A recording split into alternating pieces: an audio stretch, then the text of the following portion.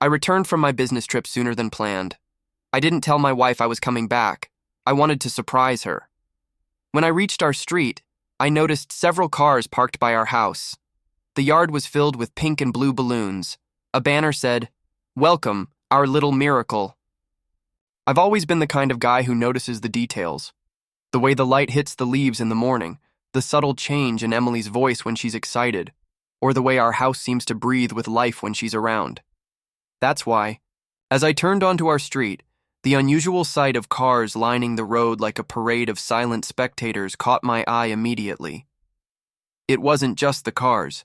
Pink and blue balloons tied to our mailbox danced in the gentle breeze, a stark contrast to the usual tranquility of our neighborhood. My heart did a strange little dance in my chest, a mix of confusion and curiosity. Emily, with her love for gardening, had never mentioned anything about a celebration. And there, across our front porch, a banner stretched out, declaring, "Welcome, our little miracle." I parked the car, my mind racing with questions. Emily hadn't said a word about being pregnant. We had talked about kids, sure, but it was always in the realm of someday.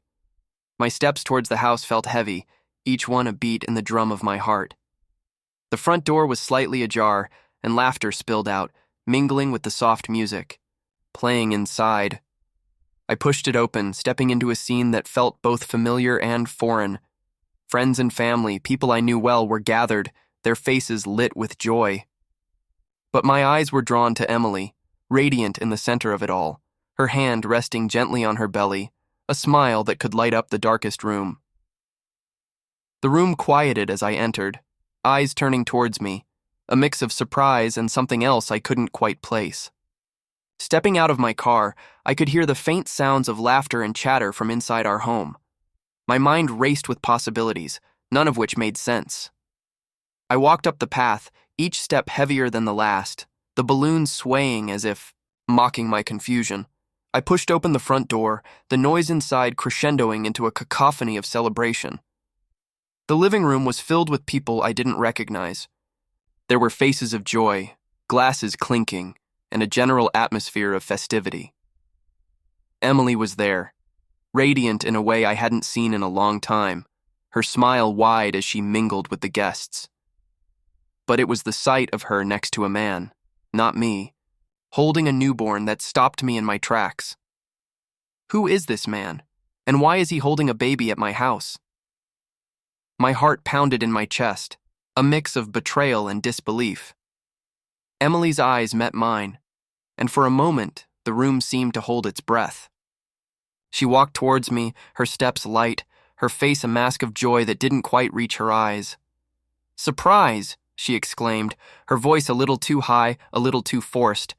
"Meet our little miracle." I looked from her to the man who now stood, with an awkward smile, the baby cradled in his arms. The room was silent, the air thick with the unspoken. "Whose baby is this, Emily?" My voice was calm, but inside a storm was brewing. "It's ours," she said, her voice faltering. "I wanted to surprise you. I thought it would be special. Special."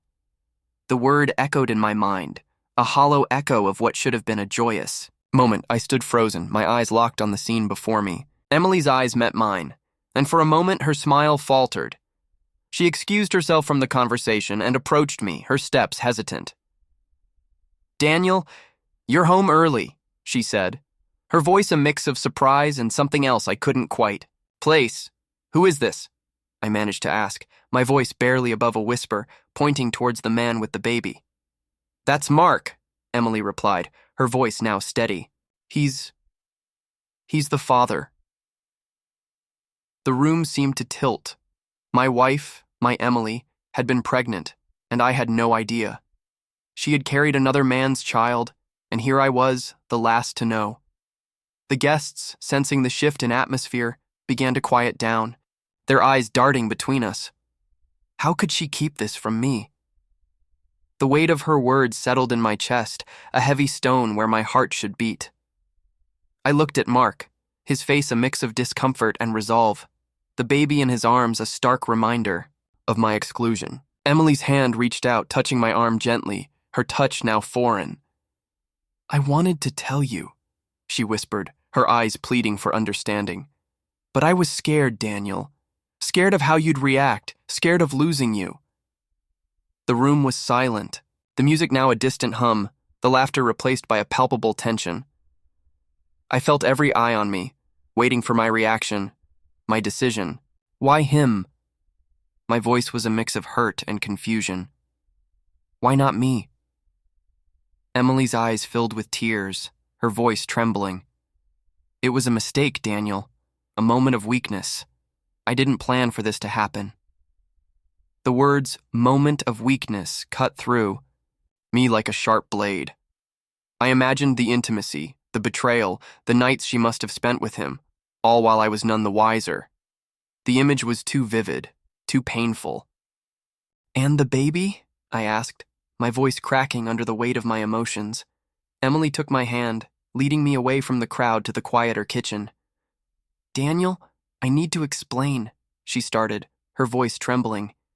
She told me about her affair with Mark, a colleague from her work. It had started as a friendship, she said, but grew into something more when I was away on trips. "I was scared to tell you," she confessed. "I didn't know how to break it to you that I was pregnant with someone else's child." The betrayal was a physical pain in my chest.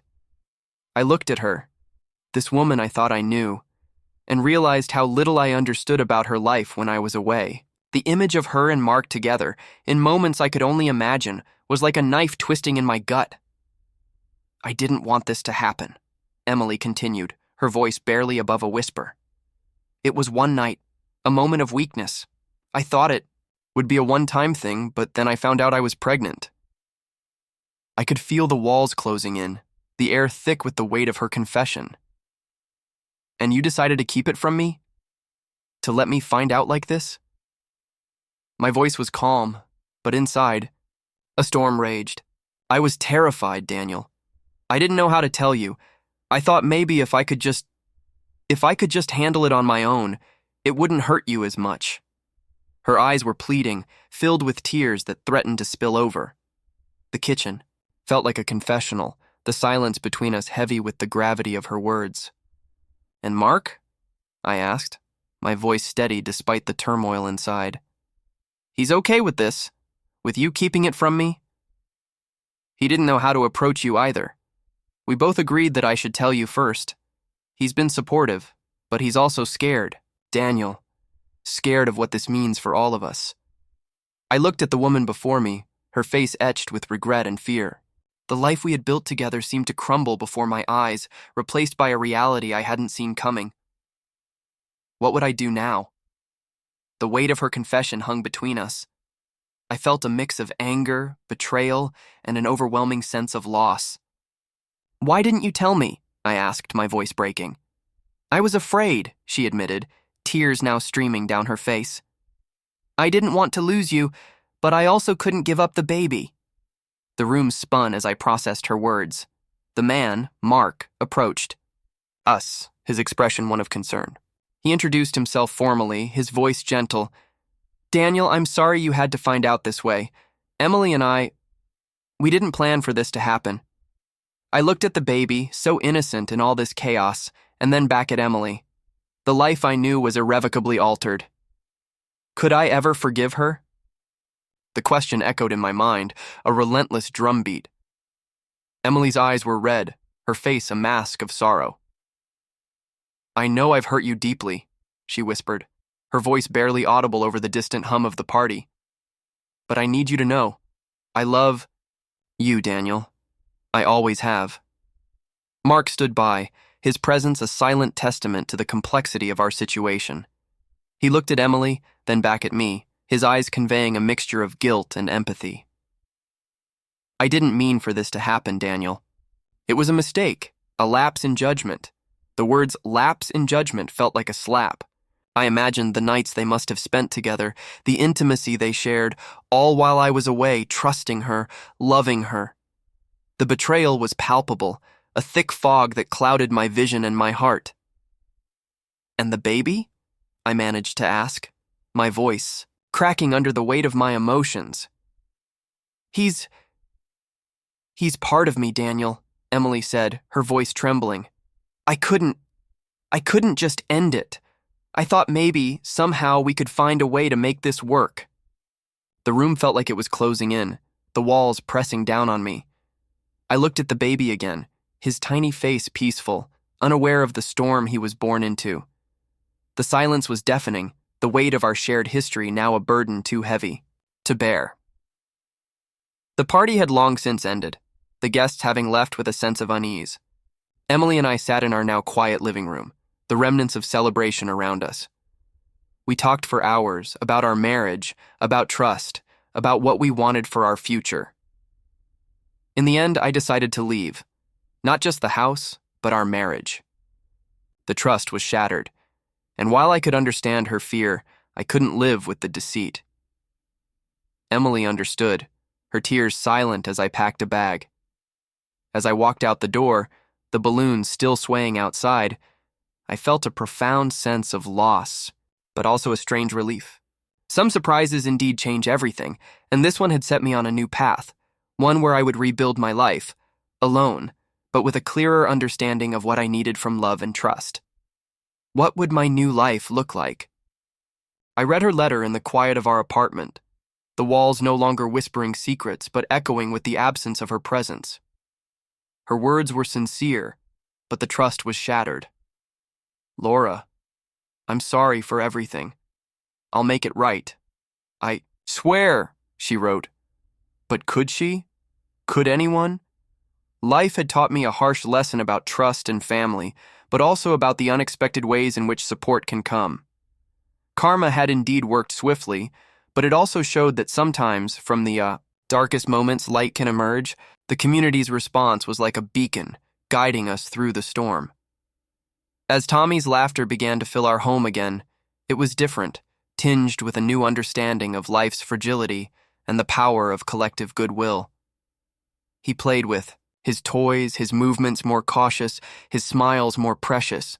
I watched him, feeling a mixture of joy and the lingering fear of what could have been.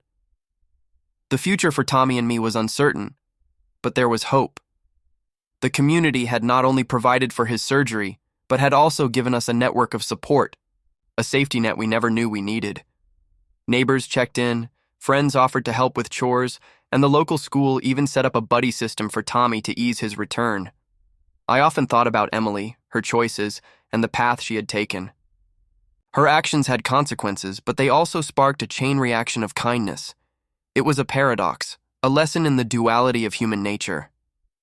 As I tucked Tommy into bed one night, his eyes heavy with sleep but his spirit lighter, I whispered, "You're going to be okay, Tommy. We're going to be okay." And I believed it, not just because of the surgery, but because of the community that had rallied around us.